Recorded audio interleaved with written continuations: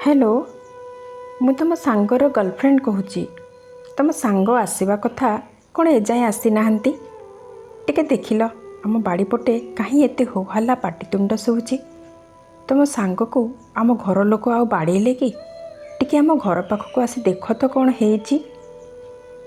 ए कथा हेउची प्रेमिका आउ प्रेमिकर सांग सह मोबाइल रे होइथिबा किछि कथावार्ता। जो प्रेमिकर बंधु जनक एबे हॉस्पिटल बेड रे जीवन मरण सह संग्राम करुछि। हाँ आज्ञा, प्रेमिका को देखा करने को जाइथिबा बेले पाचेरी पाखे लागिथिबा करेंट लगी चलीगला प्रेमिक युवक जीवन। आउ तांको बंधु एबे हॉस्पिटल रे चिकित्सित हेउछंती। एपटे भाई बंधु कुटुंब खाइबे बोली घर दांडरे रंधा जाउची कषा भात।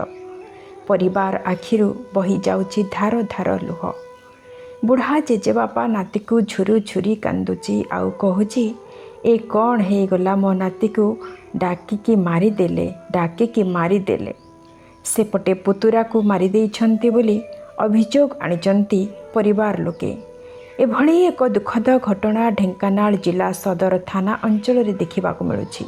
तेबे मृतक जनक हेउछंती टाउन थाना अंचलर सिमिलिया गाँर विश्वजित बेहेरा। विश्वजित को देखा करिबा पाई तांको प्रेमिका राति समय रे तांको घर को डाकिथिले।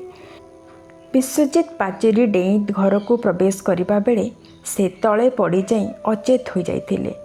प्रेमिका घर लोके तांको जिला मुख्य चिकित्सालय रे भर्ती कराइथिले। डाक्तर तांको सेठार मृत घोषणा करथिले। एही समय रे विश्वजित को सांग मध्य तांको उठाइबा को चेष्टा करिबारु से आघात पाई हॉस्पिटल रे भर्ती होइथिले। तेबे विश्वजित को जानिशुणी हत्या करा जाइथिबा तांको परिवार लोक अभियोग आनिचंती। सेपटे प्रेमिकार घर लोकंको पक्षरु कौनसी प्रतिक्रिया मिली पारेनी। Bureau report Devanshu TV.